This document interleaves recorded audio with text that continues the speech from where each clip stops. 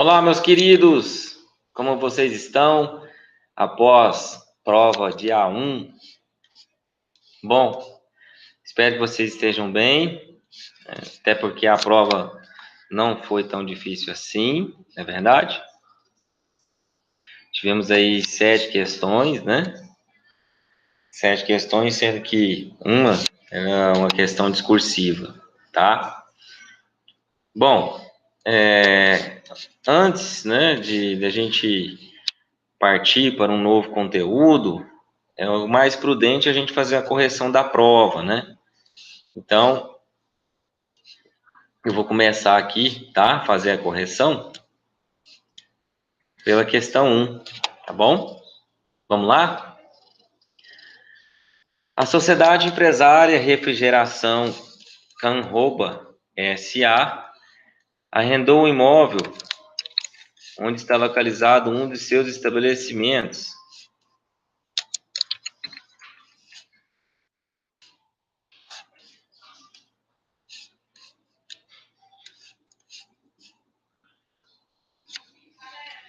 situado em Capela, Sergipe, para a Sociedade Riachuelo Salgado e Companhia Limitada.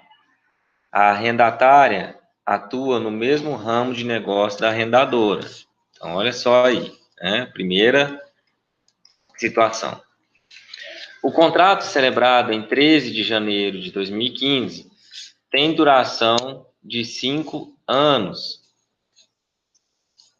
5 anos. E estabeleceu como foro de eleição a cidade de Capela. Não há previsão no contrato quanto à vedação ou a possibilidade de concorrência por parte do arrendador. Lembra que nós temos essa questão da cláusula de não concorrência, né?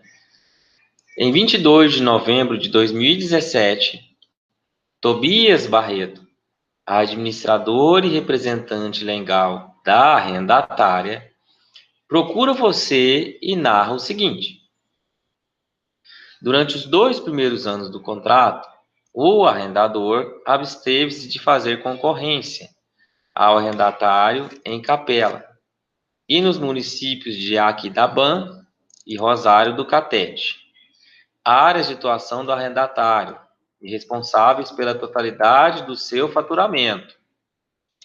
No entanto, a partir de março de 2017, os sócios de Riachuelo Salgado e Companhia Limitada perceberam a atuação ofensiva de 2 representantes comerciais X e Y, que passaram a captar clientes desta sociedade, tendo como preponente a sociedade arrendadora.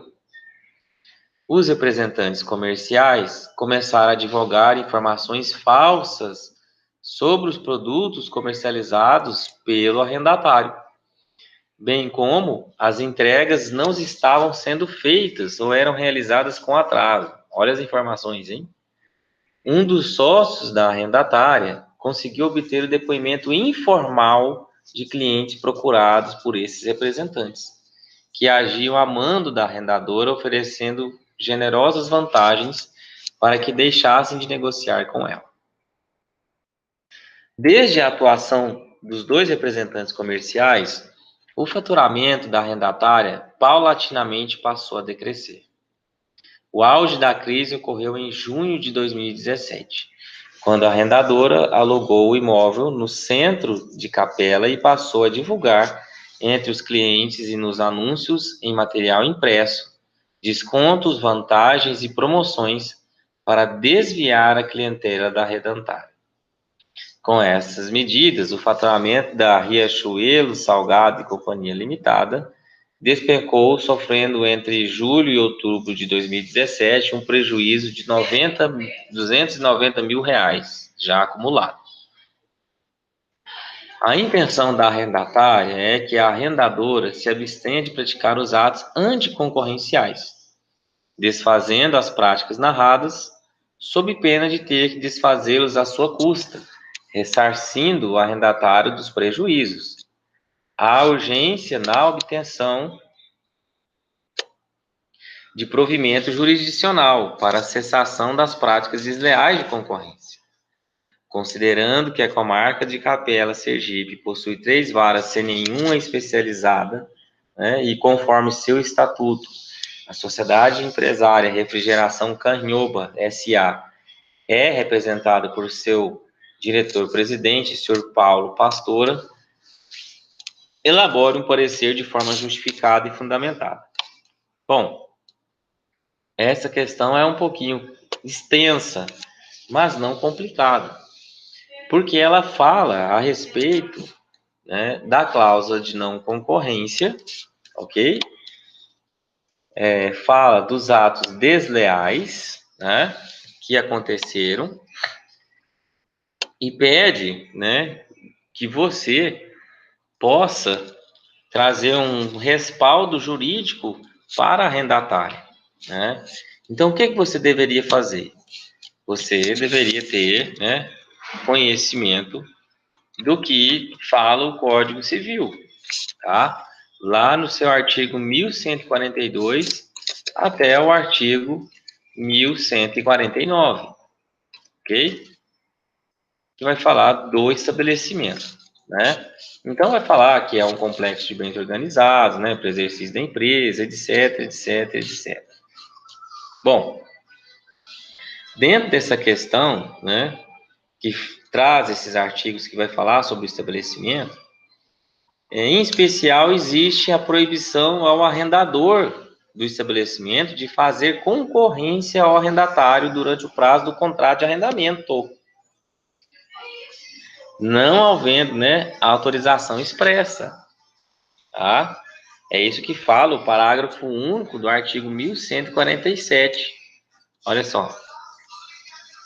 Não havendo autorização expressa, o alienante do estabelecimento não pode fazer concorrência ao adquirente nos 5 anos subsequentes à transferência.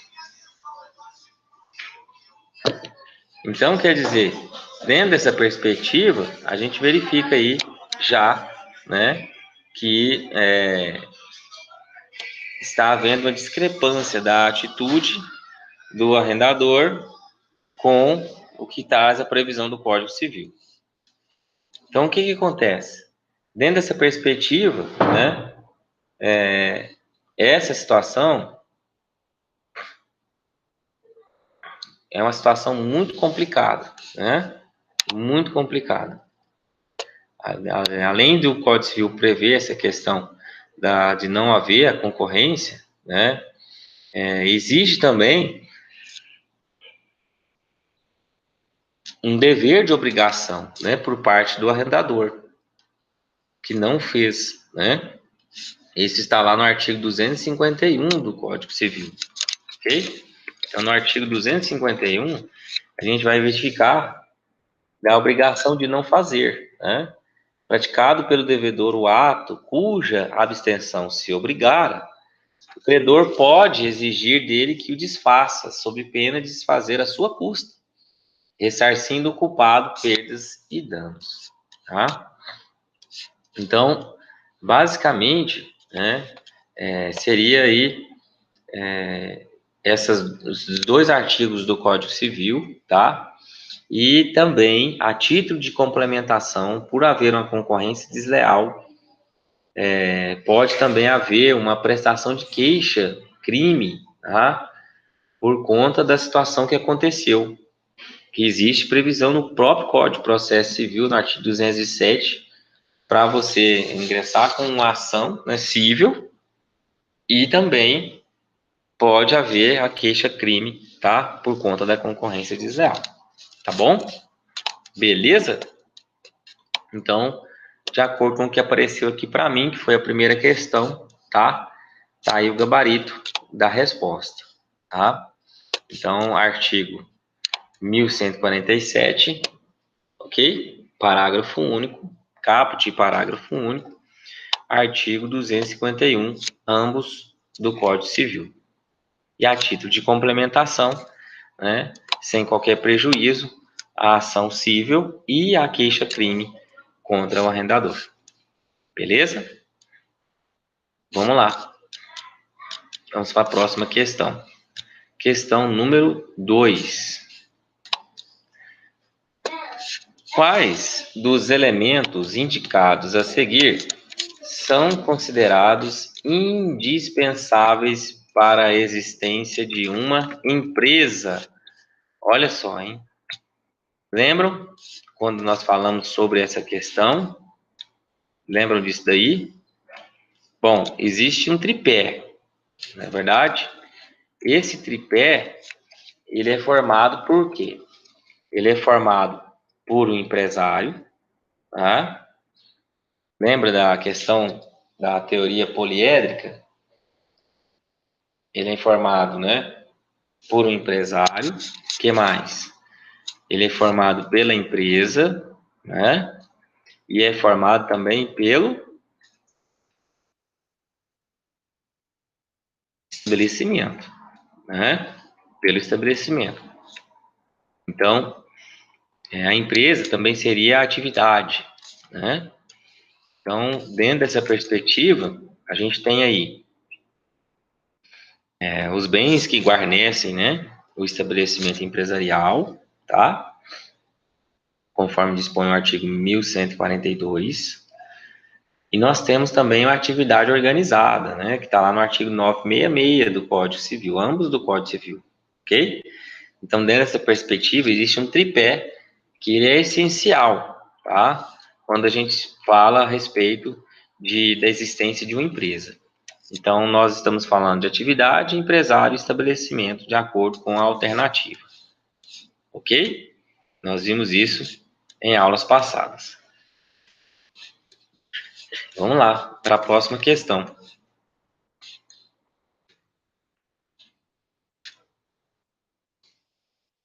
Assinale as assertivas abaixo e, de acordo com o que dispõe a legislação vigente, assinale a alternativa correta.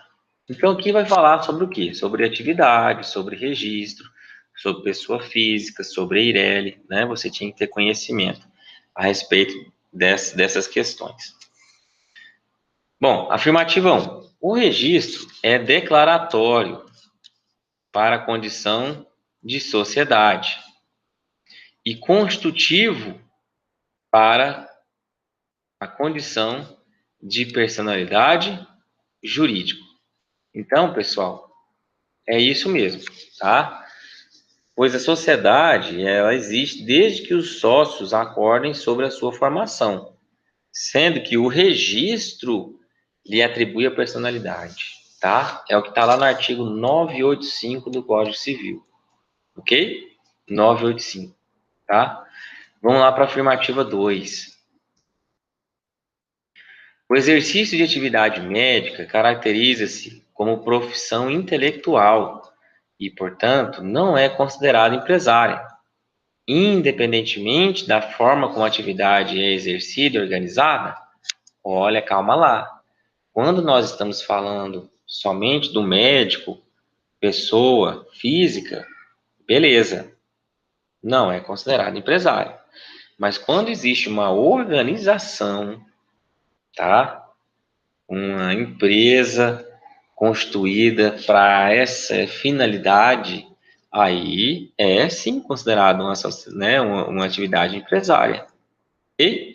Então, essa afirmativa 2 está errada. Olha o que fala o artigo 966. Considera-se empresário quem exerce profissionalmente atividade econômica organizada para a produção ou circulação de bens ou de serviços. Tudo bem. Englobou todo mundo. Parágrafo único. Não se considera empresário quem exerce profissão intelectual de natureza científica, literária ou artística, ainda com o concurso de auxiliares ou colaboradores. Ok, até aí a afirmativa estaria correta. Vírgula. Salvo se o exercício da profissão constituir elemento de empresa. Ou seja, a atividade, o KNAI, né, da empresa, é essa atividade intelectual. Ok? Então, nessa questão, a afirmativa peca, né, por esse ponto. Tá? Vamos lá. Afirmativa 3. A pessoa física capaz pode ser sócia de mais de uma sociedade. Tudo bem. Mas titular de apenas uma EIRELI, empresa individual de responsabilidade limitada, né? E aí, pessoal? Olha, está completamente correto, tá? Olha o que fala o artigo 980-A, parágrafo 2º. A pessoa natural que constituir empresa individual de responsabilidade limitada somente poderá figurar em uma única empresa dessa modalidade, ok? Por quê? Porque é uma forma também, né, da pessoa não ter, não se aproveitar da legislação e sair montando várias EIRELIs, né? E aí fica bem mais complicado. Então, o governo, juntamente com as entidades, eles já pensaram nesse quesito aí, tá? De facilitar apenas para uma constituição só, né? De uma EIRELI. Pode fazer parte de quantas sociedades forem, mas EIRELI só uma, ok? E o inciso 4, afirmativa 4. O empresário individual poderá admitir sócios e requerer ao Registro Público de Empresas Mercantis a transformação do seu registro para sociedade, obedecidas as demais formalidades legais. Pessoal, corretíssima, tá? A sociedade empresária ela deve constituir-se, né, segundo um dos tipos que são regulados no Código Civil, lá do artigo 1039 a 1092. A sociedade simples, ela pode se constituir de conformidade com um desses tipos, e não fazendo, subordina-se às normas que lhe são próprias, tá? Então, isso significa dizer que pode deixar de ser um microempreendedor individual, né, um empresário individual, desde que ele obedeça todos os regramentos, a partir do momento que ele faça essa comunicação para a junta comercial, fala, ó, junta comercial, estou mudando aqui, vai entrar sócio, beleza, não tem problema, vamos fazer a alteração, tá? Então, a alternativa correta seria aí, apenas a assertiva 2 está incorreta, beleza? Vamos lá, continuando aqui. A questão 4 diz o seguinte: o Sistema Nacional de Registro do Comércio é formado pelos seguintes órgãos. Olha só. Quais órgãos são? Vamos lá, vamos ver? A Junta Comercial e Departamento Nacional de Registro e Comércio. Lembra que antigamente era chamado de DNRC? Lembra que eu falei isso em sala? Hoje é DREI, né? Mas antes era DNRC. Registro Civil da Pessoa Jurídica e Departamento Nacional do Registro de Comércio, Junta Comercial e Registro Civil de Pessoa Jurídica, SINREM e Departamento Nacional do Registro de Comércio. E aí, pessoal, o que vocês acham? Olha, essa assertiva aqui, né, fala a respeito do Sistema Nacional de Registro de Comércio, beleza? Bom, o Sistema Nacional de Registro de Comércio a gente encontra lá na Lei 8.934 de 94, tá? Que nós já falamos, ok? Que depois teve alteração pela 13.833 de 2019. Então, o SINREM, ele é composto por quem? Ele é composto pelo Departamento Nacional, né? Que hoje é chamado de DREI, antes era de DNRC, que vai fazer ali, né? A atividade de supervisão, atividade de orientação, coordenação, né? Na parte técnica, ok? E as juntas comerciais, que são órgãos locais, né? Funções de execução, tá? Funções de execução. Beleza? Então, nesse ponto aí, a alternativa correta é junta comercial e Departamento Nacional de Registro do Comércio. Próxima. Diz assim: João realizou requerimento à junta comercial para o ato de constituição da empresa JA Limitada. Ocorre que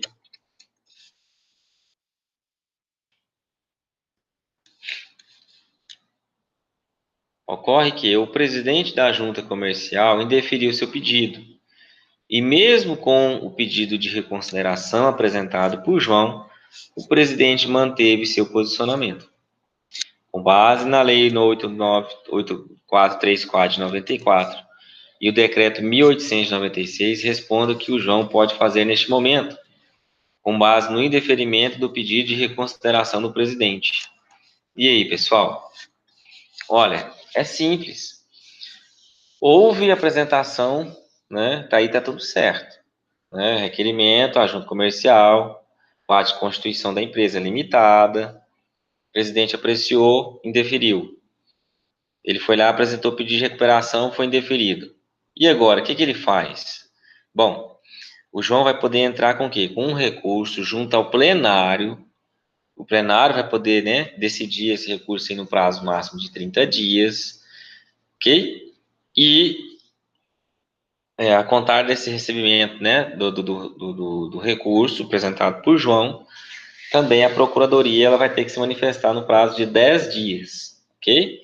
Está lá no artigo 46 e artigo 50 da Lei 8934 de 94, tá? Então, o João tem que fazer o quê? Apresentar um recurso, tá? Dentro do prazo, né, de 30 dias para o plenário, né, se decidir. Ok? Beleza? Vamos lá. Vamos passar para a próxima aqui. O empresário cuja atividade rural constitua sua principal profissão. E aí, pessoal? O que acontece nesse caso? O empresário cuja atividade rural constitua sua principal profissão. Esse cara está sujeito à falência, independente de qualquer registro? Não, tá? Depende do tipo de registro, ok? O artigo 966 e seguintes vai estabelecer ali a consideração de empresário, tá? Vamos lá. É obrigado a se inscrever no registro público de empresas mercantis? Não é obrigado. Não é. É obrigado a se inscrever no registro civil de pessoas jurídicas? Também não é obrigado. Se ele não vai desempenhar atividade empresarial, ele não é obrigado. Pode requerer inscrição no registro público de empresas mercantis? Pode. Ele pode requerer, tá? Não pode constituir empresa individual de responsabilidade limitada, né, Ireli?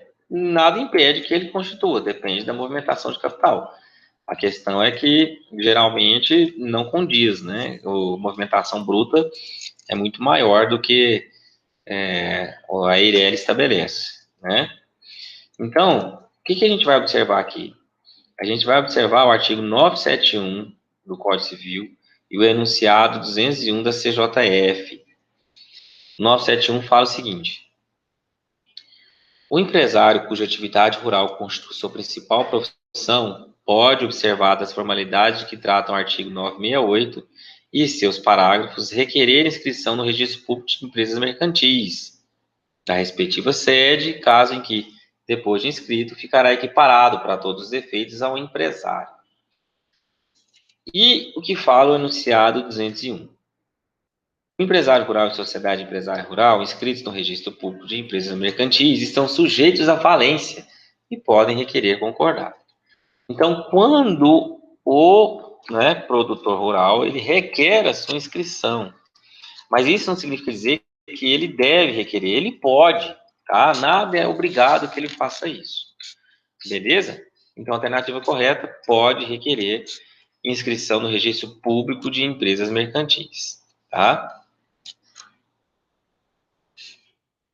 Depois, a última questão. A evolução do direito empresarial é encontrada na doutrina basicamente em 3 fases: conceito subjetivo, direito do comerciante; conceito objetivo, direito do comércio; E a última denominada teria o da empresa, conceito subjetivo moderno, inicialmente utilizada pelo direito italiano, né? Não é isso? Em 1942.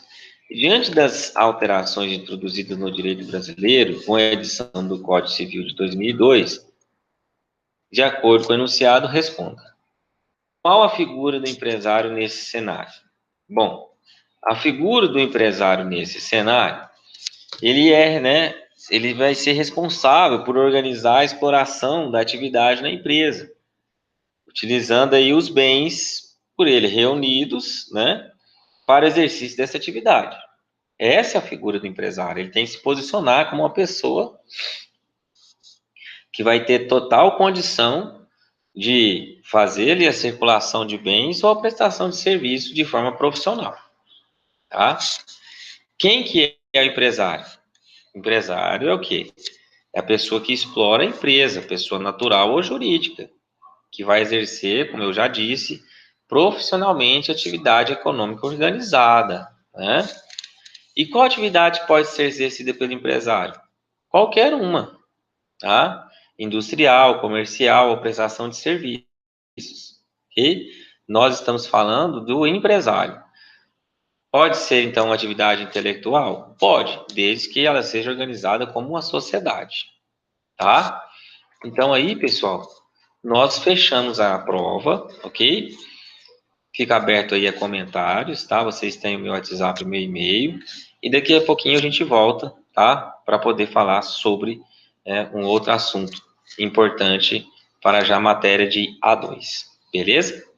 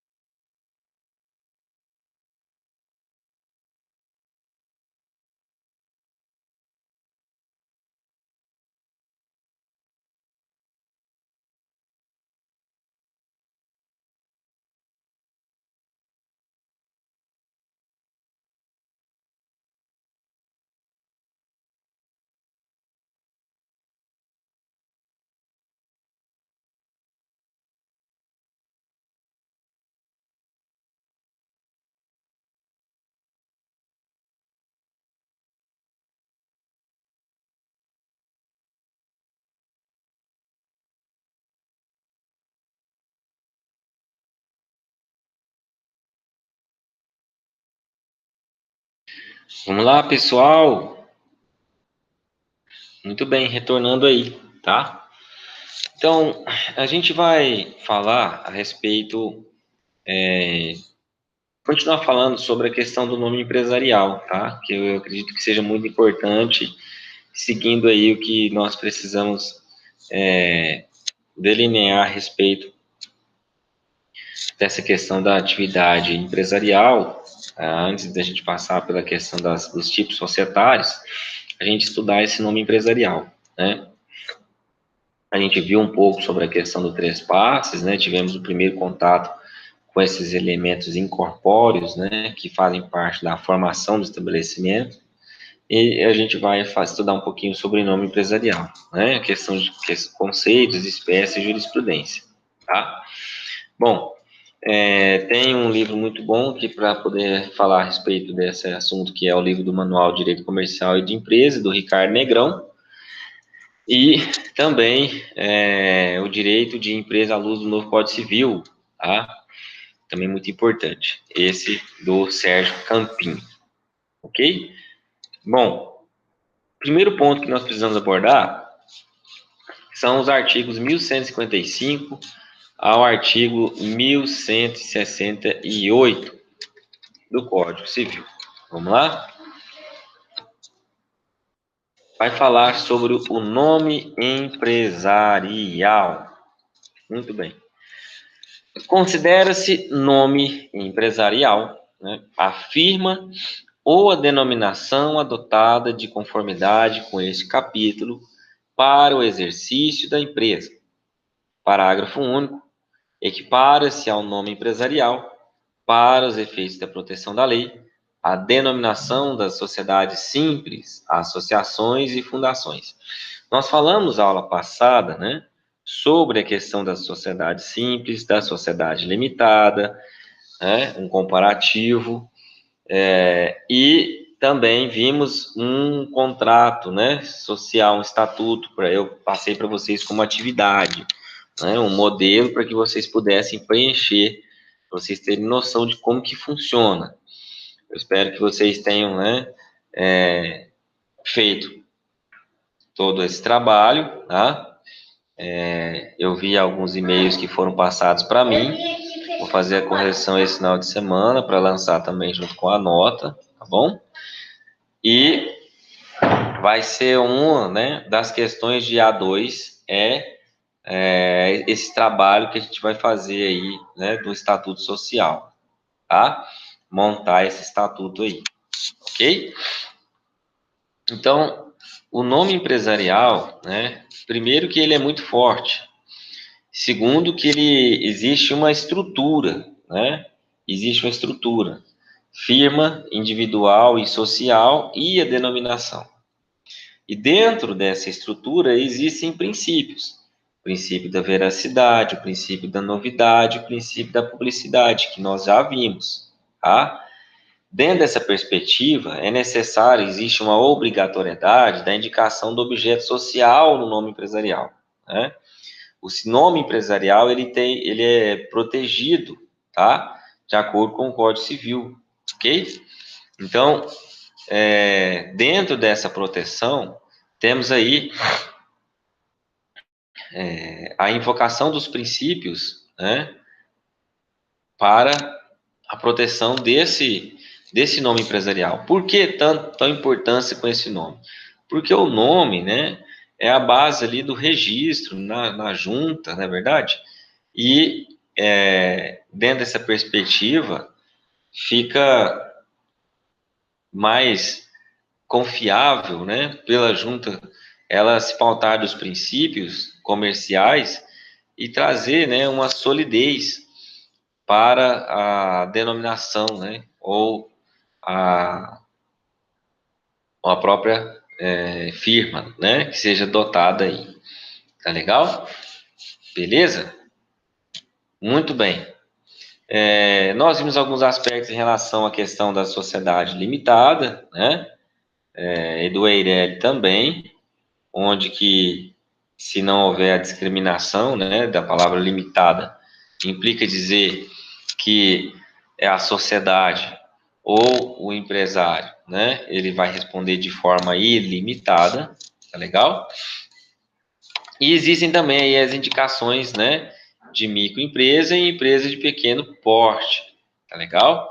Isso é muito, muito, muito importante, tá? Essa etimologia da palavra nome, ela vem do latim, né, gnome, que fala sobre a questão de conhecer, de saber, né? Então, o nome ele é um meio para se permitir o conhecimento do que é nomeado, né?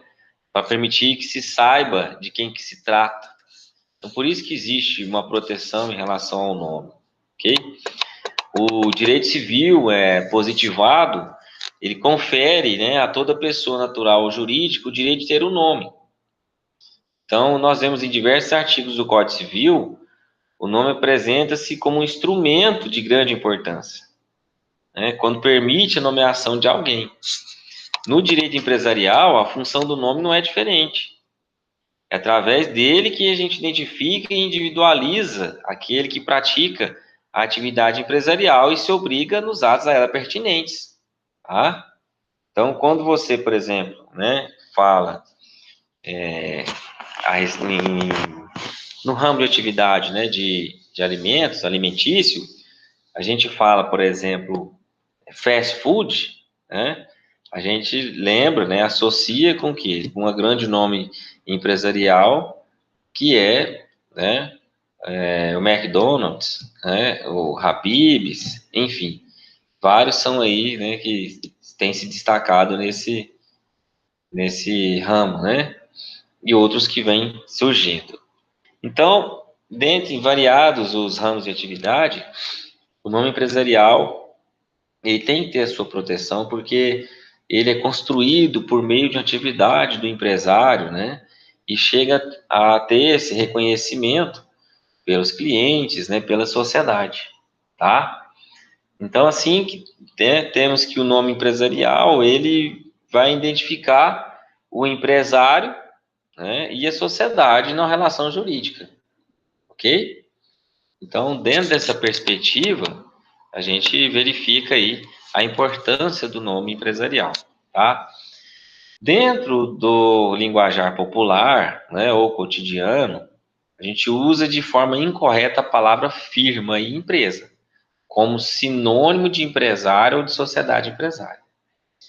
A gente já sabe, eu expliquei para vocês que empresa é atividade, né? Já a firma individual e social e a denominação são espécies que compõem um gênero nome empresarial, tá? Então, firma individual é utilizada pelo empresário individual. Haverá sempre o nome civil do empresário, né, acompanhado da expressão que dê a conhecer da atividade. Então, Marcelo Antunes Motores, por exemplo, tá? A firma social ou razão social só pode ser utilizada por sociedades, sendo composto pelo nome civil de um dos sócios, como nas hipóteses, né, das sociedades em nome coletivo ou em comandita simples, por exemplo. Marcelo Antunes e Companhia, né, de Motores Limitada, por exemplo, ok? Já a denominação, ela será utilizada por sociedades, tá? E identificada com base na presença de uma expressão linguística diversa do nome civil. Seria uma expressão fantasia, né? Motores Abençoados Limitada, né? Ou Companhia de Motores Abençoados, por exemplo, ok? Então, claro que essa é a regra, mas existe exceção à regra, né? Em relação às sociedades anônimas, por exemplo, pode haver, né, a presença do nome civil no nome empresarial para fins de homenagem, né? Que é o que está lá no artigo 3º, parágrafo 1º da Lei 6404/76. E também previsão no artigo 1160 do Código Civil, no parágrafo único, ok? Agora, mesmo existindo um nome civil, continuará a ser uma denominação. Beleza? E isso nas SA, tá? Bom, a parte final lá do artigo 1158, parágrafo 2º, ele permite que o nome empresarial apresente uma mistura de firma e denominação, tá? É o caso de uma denominação constar também o nome de um ou mais sócios, tá? Então, para a formação do nome empresarial, né, a gente verifica aí que depende também do tipo, né, societário. O tipo societário, ele é muito importante para que a gente tenha conhecimento, né, do que se trata, e como que a gente vai poder fazer a escolha, né, do nome empresarial. Beleza? Tudo bem? Muito bom. A gente volta a falar, né, sobre a questão da obrigatoriedade de indicação no objeto social, porque ela é muito importante, tá? O artigo 1158, ele traz de volta uma regra lá do decreto 3.708 de 2019, que no seu artigo 2º exigia que as denominações das sociedades limitadas dessem a conhecer o objeto social. Então, essa regra, ela havia sido abolida em 94 pela Lei de Registro de Empresas Mercantis, tá? E volta a ter, né, a vigência, tá legal? Para alguns, isso é considerado retrógrado, né? Mas, além de ser inconveniente, né, traz aí uma forma de trazer mais transparência, né, do que aquela empresa, né, qual que é a atividade daquela empresa. Então, dentro do seu objeto social, isso é muito importante, tá? Ok?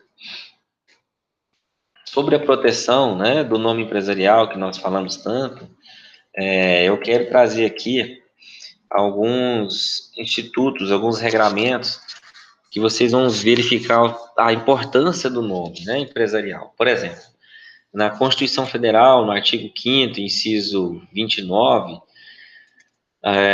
além de garantir a proteção à propriedade das marcas, né, também protege o nome, tá? Que vai compreender a firma ou denominação da pessoa física ou jurídica.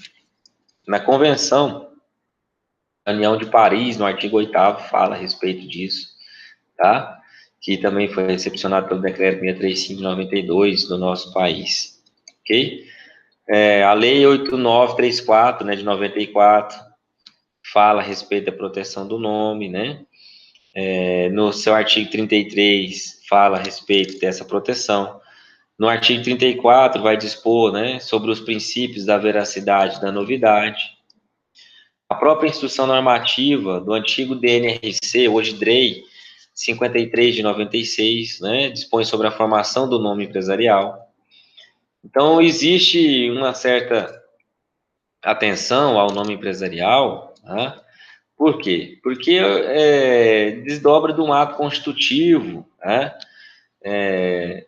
Existe toda uma questão da limitação territorial, né? Com base no nome uma vez já registrado na junta, tá legal? Conforme o próprio dispõe o artigo 1166, né? Do Código Civil.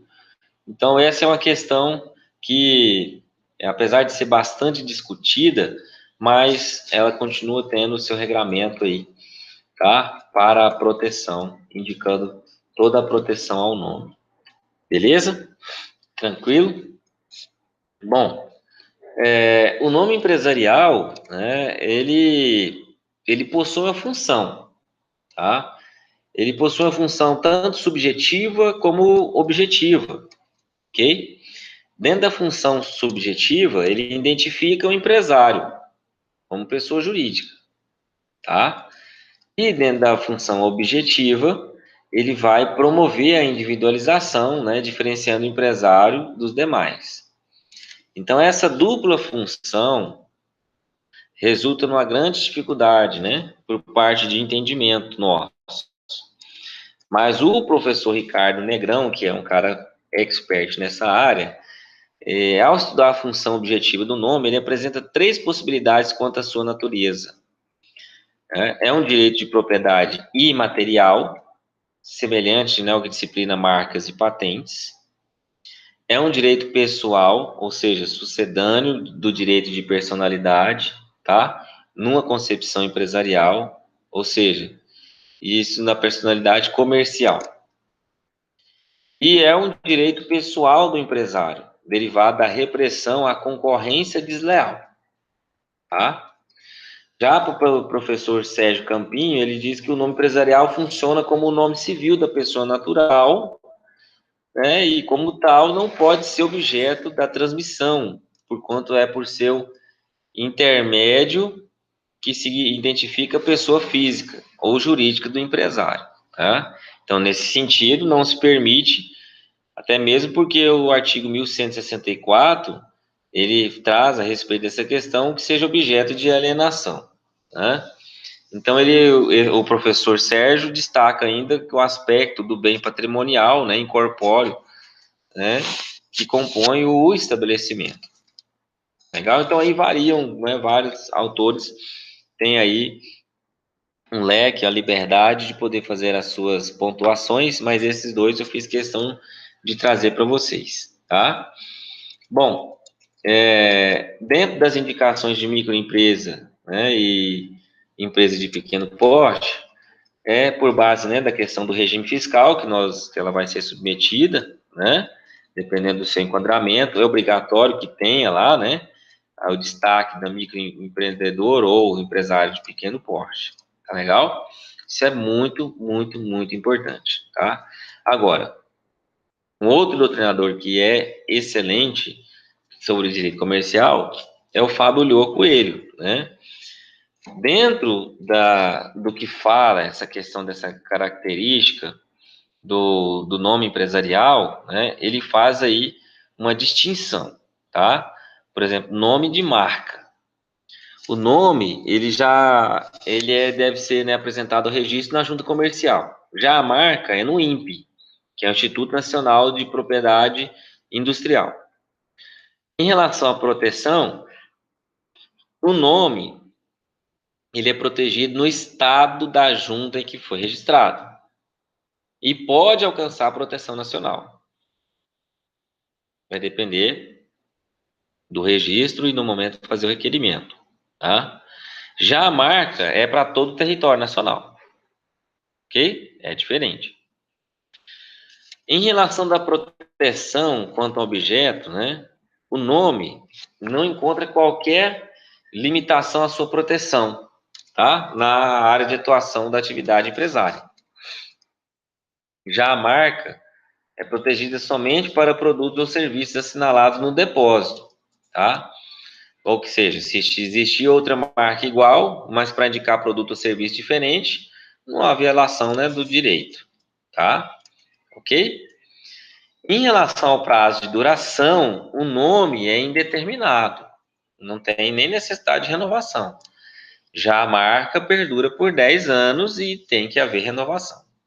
Ok? Então, o título de estabelecimento não possui um destino específico para registro. A proteção ela pode ser alcançada com registro na junta comercial, com nome empresarial, ou então no INPE como marca.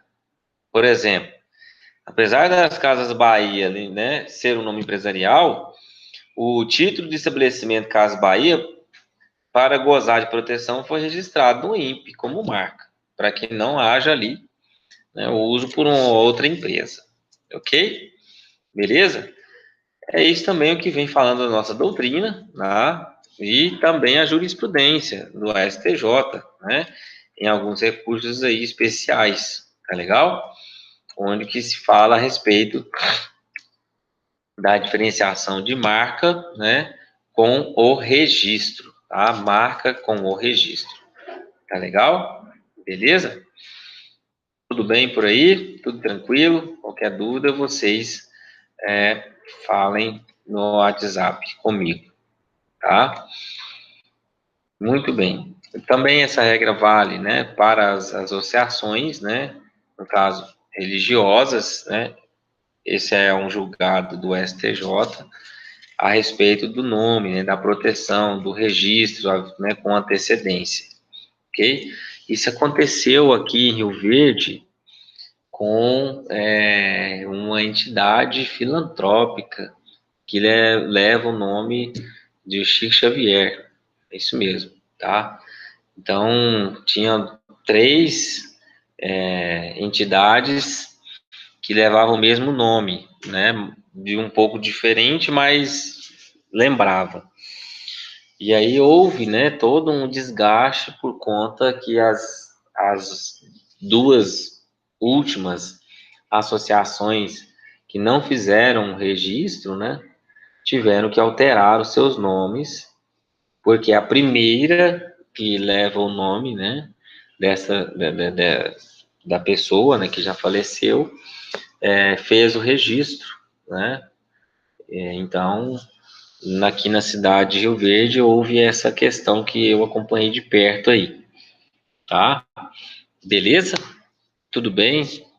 Tudo tranquilo com vocês? Então, o presidente da primeira, né, associação, ele ingressou com a medida para poder fazer com que as outras 2 associações, elas acabassem que alterassem os seus nomes, tá? Porque ele já tinha registrado, ele já, né, tinha dado todos os passos necessários para isso.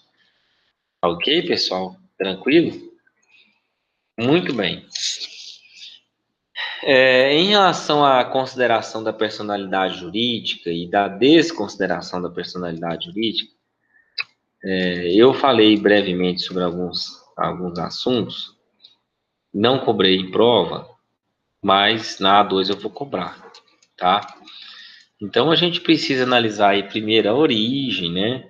Evolução histórica, tratar disso dentro do direito brasileiro, fazer um paralelo, né, entre as esferas trabalhista, tributária, né, e dentro do direito empresarial, tá? A gente sabe que a sociedade ela é detentora de personalidade jurídica, né? Quando que extingue a personalidade jurídica?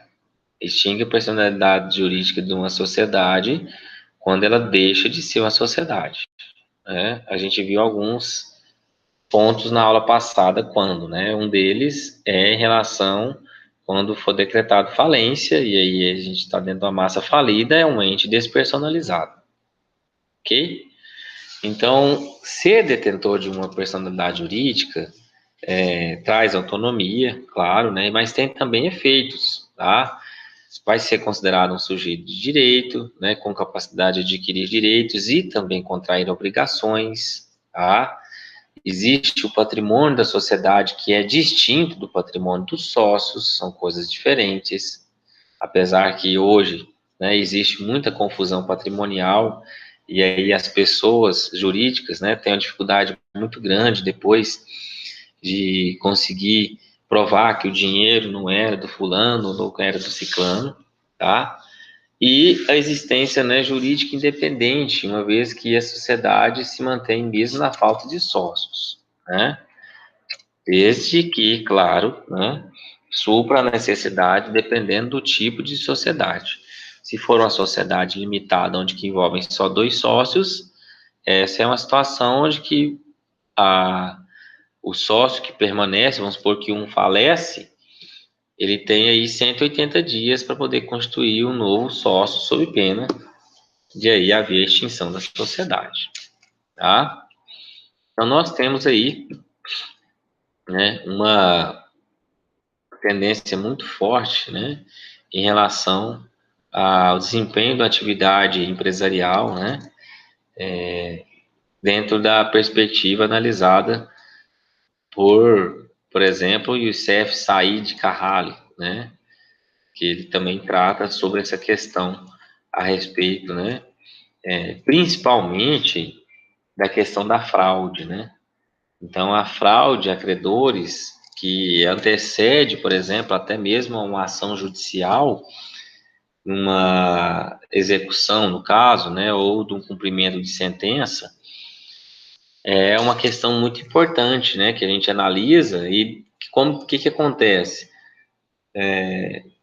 Por mais que tenha se instalado, né, a fraude a credores, até que consegue apurar, né, o que aconteceu, quem é o culpado, como é que a gente vai fazer para resolver.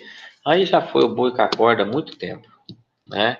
Então, um dos pontos, né, que é muito debatido é a questão da desconsideração da personalidade jurídica, né, para que seja evitada a fraude contra credores. Tá legal? Então, é uma prática, né, da atividade empresária, infelizmente acontece, né, a gente vê acontecendo bastante. Nos Estados Unidos é muito diferente, né, o direito lá daqui, tá legal? Lá existe toda uma agressividade para que o credor ele não fique, né, fraudado. Aqui no Brasil já existe uma certa resistência, né, por conta tanto da parte da doutrina como da parte do Poder Judiciário também, tá? Então, isso faz com que haja, infelizmente, um aumento do número de pessoas, né, jurídicas que acabam aí cometendo fraudes a credores ou até mesmo a fraude à execução, tá? Isso infelizmente acontece. Agora, um ponto muito importante, né, que veio trazido do berço, né, dos Estados Unidos e também da Inglaterra, é em relação à teoria do disregard, né, disregard. O que é isso? Esse desenvolvimento dessa teoria, ele ganhou força no direito norte-americano, né? Depois chegou ao direito brasileiro pelo Rubens Requião, que ele trouxe na palestra na Universidade Federal do Paraná. Tá? Essa teoria de Disregard, ela está lá no artigo 28 da Lei 8.078 de 90. Está lá no artigo 18 da Lei 8894 de 94, que é a Lei Antitrust. Hoje é revogado, né, pelo artigo 34 da Lei 12.529 de 2011. E mais recente também pelo artigo 50 do Código Civil. Né? Então, essa teoria da desconsideração da personalidade jurídica, ela tem como pressuposto o quê? A consideração da personalidade jurídica com as respectivas consequências advindas da separação do sócio e sociedade. Diferenciação de nome, nacionalidade, né, domicílio e patrimônio. Então, principalmente quando existe muita confusão patrimonial ou fraude, né, a credores ou até mesmo fraude à execução, tá?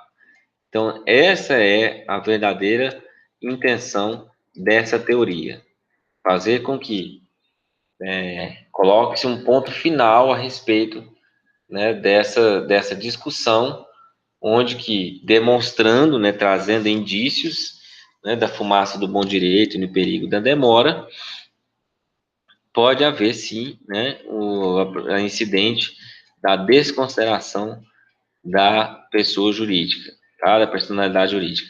Essa teoria de Disregard, ela também é conhecida como a teoria da penetração, tá? Tá bom, pessoal? Sem levar pro duplo sentido, tá? Não façam isso, por favor. Por quê? Porque é uma forma com que haja ali uma tentativa de recebimento daquele crédito pelo credor, tá? Não é tão eficaz, né? A gente verifica que não é tão, porque depende muito do liminar para bloqueio de bens, etc, etc. Tá bom? Beleza? Mas é uma via que antes não era muito utilizada, não era muito comentada, e hoje, né, já é bastante utilizada, bastante comentada, tá? E é bastante utilizada na esfera fiscal, tá? Tributária e também trabalhista, ok? Muito utilizada essa ferramenta para poder conseguir atingir o patrimônio, né, do sócio, ou quando nós estivermos falando da teoria inversa também, que é do sócio, da pessoa física, para a pessoa jurídica, ok? Então, existe a teoria de resgate direta e a inversa, tá? Tudo bem, pessoal? Tranquilo? Qualquer dúvida que vocês tiverem, eu estou à disposição, tá? E aí deixo um casinho aí para vocês poderem fazer, tá? Primeira atividade, dia 2. Pedro e Mário eram os únicos sócios da sociedade, né? Em razão da quebra, Pedro ajuizou uma dissolução parcial da sociedade, cujo pedido foi julgado improcedente. Admitindo-se a continuação da sociedade como sócio remanescente, Mário não consegue arrumar outro sócio e a sociedade não se reconstitui dentro do prazo legal. Um dos fornecedores da sociedade fica sem receber o pagamento e ingressa com a ação em face de Mário, com fundamento na teoria da desconsideração da personalidade jurídica. E aí vem a pergunta: a sociedade unipessoal é admitida no direito brasileiro? Qual a responsabilidade de Mário durante o prazo de recomposição do quadro societário? O que Mário deveria ter feito fim do prazo legal? A fundamentação alegada pelo credor pode trazer uma responsabilidade ao sócio remanescente? E aí? Então, quero que vocês verifiquem e depois me falem. Tá legal? Um grande abraço para vocês. Até o nosso próximo encontro.